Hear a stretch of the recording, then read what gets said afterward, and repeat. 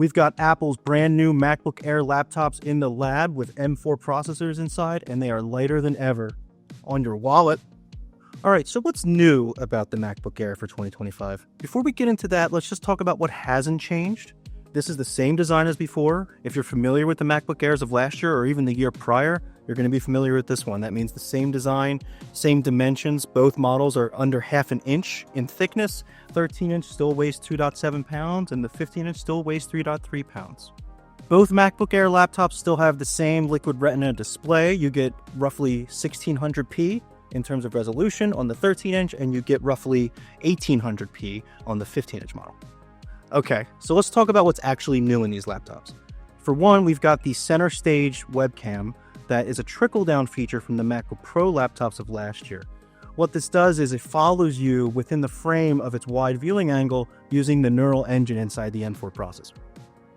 And of course, we have the elephant in the room. We've got the new sky blue color. This is the latest color. It's exclusive to MacBook Airs for now. It's barely blue. During my hands-on time, I've noticed that it's a two-tone type of effect where depending on where the light is hitting the surface of the laptop, you'll either see a sort of cloudy silver color or you get that light baby blue. Also, this new color for the MacBook Airs comes standard. You don't have to pay extra. You don't have to get into a special configuration to get access to this color. It comes on all models. Okay, now let's talk about performance. These new MacBook Air laptops have the M4 processor inside that debuted with the iPad Pro of last year and then trickled up, if you will, to the MacBook Pro laptops in late 2024. The M4 processor inside these MacBook Airs will look very similar to the one that you've seen in the 14-inch baseline MacBook Pro. It's got the 10-core CPU. You have your choice of either an 8-core or 10-core GPU, and it's got, just like before and several generations prior, the 16-core neural engine coprocessor. One important thing to note, however, about the MacBook Air is that it's still a fanless design. Of course it is. It has to be. It's one of the thinnest laptops on Earth. But what that will do is create a bit of a lower performance ceiling than you might see from this very same M4 chip inside of a MacBook Pro. One last thing about this processor. The neural engine is going to enable the best level of Apple intelligence that you're going to get on a MacBook yet. Now, obviously, the amount of cores in the neural engine hasn't changed, but Apple's manufacturing process in partnership with TSMC as a fabricator has reduced in size. So that means more transistors on the die, which, of course, as a result, means more processing at once.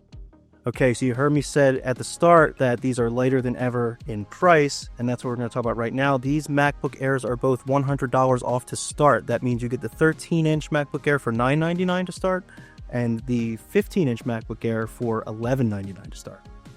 So, what's the takeaway here? I see, first time looking at these in the lab, nothing but positive changes for the new MacBook Air. You've got the brand new webcam, you've got a new colorway that costs nothing extra, reduction in price, and you've got a new level of performance accessed via the M4 chip. So, should you buy the new MacBook Air? That's a tough question, and I think it entirely depends on whether you're coming into the Apple ecosystem fresh or whether you have a MacBook Air right now. If you're coming in fresh, this is the time to get in. They're cheaper than ever, they've got more hardware for that price than ever, it's a no-brainer. However, if you're coming from last year's MacBook Air, so you bought an M3 model, that's probably not worth the upgrade just yet. I don't think the performance gains are going to be so substantial as to be worthwhile. But if you're sitting on an M2 MacBook Air model, or especially an M1 MacBook Air model, this upgrade is a no-brainer. Thank you folks for watching. If you want to read more about the new MacBook Air models, come back to PCMag for a fully tested review.